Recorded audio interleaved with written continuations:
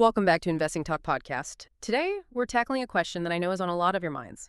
Is Sociedad Química y Minera de Chile SQM, is it a good time to buy now? We've gathered the latest info, recent earnings, strategic moves, market analysis, you name it. We really want to give you the clearest picture we can. Our mission today is basically to unpack SQM's current position and, its future prospects in this, very volatile lithium market. Before we get into the nitty-gritty, if you find this discussion valuable, please remember to subscribe, maybe leave us a comment. It really helps us keep bringing these conversations to you. And hey, if there's a specific company you want us to look into next time, just let us know in the comments below. Okay, let's unpack this. The lithium market. It's currently in the throes of a major correction. Prices have just plummeted, nearly 90% from their peak back in 2022. So for a global leader like SQM, this is, it's a significant challenge, to say the least. Right, a 90% drop. That's huge. So how has SQM actually been, performing in this tough environment? We saw that recent Q2 2025 earnings report came out. Yeah. That's right. And honestly, their Q2 earnings really underscore just how severe this market slump is. Their net profit, down a sharp 59% year over year. It hit $88.4 million, which, was far below the forecast. Analysts were expecting something like $143 million. Wow, 59% down. Yeah, and their revenue for the first half of 2025 also saw a decline, about 12.6% year over year. That sounds pretty dire, really rough numbers. But the sources we looked at also mentioned some lifelines. What's cushioning the blow for them? Is anything helping? Well, yeah, this is where it gets interesting. What's really fascinating here is their diversified portfolio. It's not just lithium. Fertilizers and industrial chemicals have actually provided a significant buffer. For instance, just their iron segment alone contributed 57% of adjusted gross profit in Q2 2025. 57% from iron. Right. And they've also implemented some pretty aggressive cost-cutting measures, like a 5% workforce reduction in Chile, plus some operational restructuring, all aimed at preserving cash flow during this downturn. So it's not just about lithium for them. That diversification seems like a really smart strategy, especially now. Exactly. Buys them breathing room. Okay, so beyond cutting costs and relying on those other segments, what strategic moves is SQM making? How are they navigating this volatility and, maybe more importantly, positioning for future growth? They are making a really significant pivot, moving towards higher margin lithium hydroxide. This is, a critical input for the higher-end EV batteries, more specialized. Lithium hydroxide, okay. And this is where their new Kwinana refinery in Australia comes right into play. Ah, the Kwinana refinery. I remember reading about that. That's a big deal for them, isn't it? Absolutely. It's huge. Yeah. This facility, it's a joint venture with Wesfarmers, actually achieved first product back in July 2025. First product, so it's operational now. Well, starting up. It means they've produced their initial batches. It has a projected annual capacity of 50,000 tons, and it's specifically for battery-grade lithium hydroxide. The goal is pretty clear. Insulate SQM somewhat from the extreme volatility we see in the lithium carbonate markets. Okay, so it's about stability and moving towards those higher value products. Makes sense. What's the timeline look like for this new operation? When will it be fully up and running? The ramp-up is expected to take about 18 months. So they're targeting full capacity by late 2026. We should start seeing material refining volumes contributing significantly by fiscal year 2027. 18 months, okay. And this move, it really enhances their vertical integration, plus it improves cost efficiency. Its proximity to the Mount Holland mine is key there. Less transport cost. Right, controlling more of the supply chain. Got it. Okay, let's talk about their core strength then. The Salar de Atacama, it's like one of the world's richest lithium reserves, right? How is that playing into their long-term strategy? Oh, absolutely. The Atacama is fundamental. Despite the price slump we talked about, SQM actually expects a 10% year-over-year increase in sales volume from their Chilean operations. A 10% increase, even now? Yeah, largely driven by EV demand, especially in China and Europe, which has held up relatively well. However, it's not all smooth sailing. They've faced some hurdles like iodine supply constraints recently and some operational bottlenecks they're working through. Okay, but here's where it gets really interesting, I think. Their partnership with Codelco, Chile's state-owned copper giant. What's the significance of this collaboration? It feels massive. It is massive. This is a landmark partnership, truly. It's designed to boost production significantly by 300,000 tons of lithium carbonate equivalent LCE annually. 300,000 tons. Wow. Yeah, it's structured in two phases. SQM leads the operations until 2030 using their existing expertise. Then Codelco, the state entity, takes operational control from 2031 all the way to 2060. So SQM gets the benefit for the next several years, and then Codelco takes over. Essentially, yes. It leverages SQM's know-how with Codelco's government backing and infrastructure. And importantly, it aligns directly with Chile's national lithium strategy, which emphasizes sustainable growth and more state involvement. It secures their operations long-term. That makes a lot of sense strategically. Long-term security.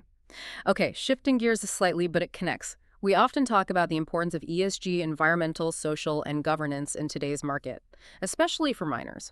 How does SQM stack up here? And is their focus on ESG genuinely a competitive edge, or more like, just keeping up appearances? That's a really important question now. And SQM's commitment to ESG principles is definitely becoming a core pillar of its long-term strategy. It has to be. They recently went through an IRMA audit that's the Initiative for Responsible Mining Assurance for their Atacama operations. Just finished in 2025. They're aiming to maintain their IRMA 75 certification, which, is a pretty high benchmark for responsible mining practices. It signals a serious commitment. IRMA 75. Okay.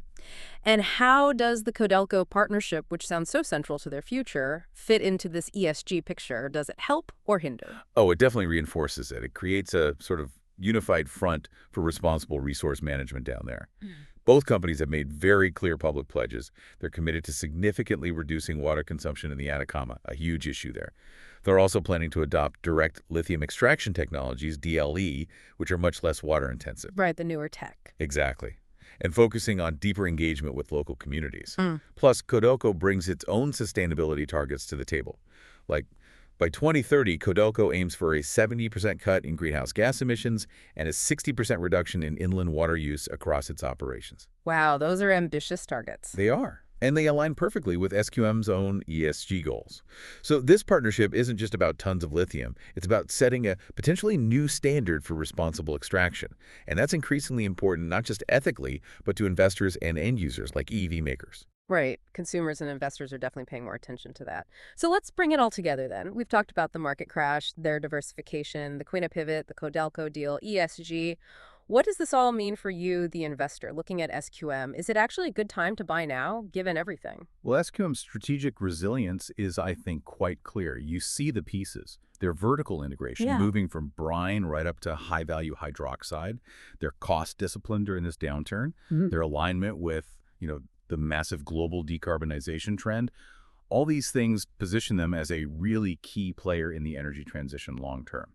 So for investors with a longer time horizon, maybe 3-5 years or more, there's definitely compelling upside potential as EV demand eventually stabilizes and lithium prices recover from these, frankly, unsustainably low levels. A long-term play, potentially, but there are always risks, right? Especially in a market this volatile. What should listeners be cautious about here? Absolutely. Caution is definitely warranted. Investors really need to remain aware of the near-term volatility. The lithium market itself is still shaky. There's potential for a continued oversupply for a bit, or maybe demand shocks from the EV sector if adoption slows unexpectedly. Then there's SQM's own debt load. Moody's recently highlighted this with a negative outlook on their rating, so something to watch. Okay, the debt. And execution risks. Ramping up the Quina refinery smoothly and on budget. That's a big task, not guaranteed to be seamless. And finally, you always have broader regulatory risks in Chile, even with the Codelco deal providing some stability. The political landscape can always shift. Right. So definitely not without its risks. It's a complex picture. Did the sources we looked at give an overall rating for SQM, sort of a bottom line? Yes, they did. The consensus rating came out as a 5 out of 10, kind of right down the middle. At 5 out of 10, okay. And the reason? The rationale is basically that while SQM has these incredibly strong assets like the Atacama and these really promising strategic growth projects like Quina and the Codelco partnership, these long-term strengths are currently being weighed down by, well, immediate earnings pressure, the revenue declines we mentioned, and just significant sector-wide risks. So the takeaway is that it's primarily suited for long-term investment. For those willing to accept that cyclicality inherent in commodities and the specific risks of lithium right now, it's probably not the best bet for aggressive short-term accumulation if you're looking for quick gains. Patience is key here. Okay, a 5 out of 10. Suited for the patient, long-term investor who can stomach the volatility. That makes sense, given everything we've discussed.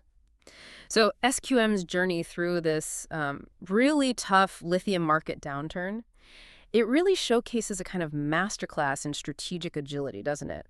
Balancing that immediate need for cost management with, long-term innovation and partnerships. It paints a picture of a business trying to build a resilient, sustainable future, but one that definitely requires that patient, long-term view from investors. This whole situation really makes you think about the ripple effects of these big global transitions, like the move to EVs, how a company's ability to adapt not just to market shifts, but also to these evolving environmental and social expectations, how that really defines its long-term viability and its appeal as an investment. Absolutely. And what stood out to me thinking back on it is how that diversification, those older, maybe less exciting parts of their business, became so crucial. It wasn't just a buffer. It actually enabled them to make these big strategic bets on Quina and double down on lithium for the long run, even while prices were crashing. That's a great point. The foundation allowed for the future build-out. Exactly. It shows that sometimes the bedrock, the established parts, are what give you the strength to reach for the high-growth opportunities, especially during turbulence. Well, thank you for joining us for this insightful discussion on SQM today. We really hope this has given all of you listening a clearer understanding of the company, its challenges, its opportunities, and the broader lithium market landscape. Until next time, keep learning and keep investing wisely.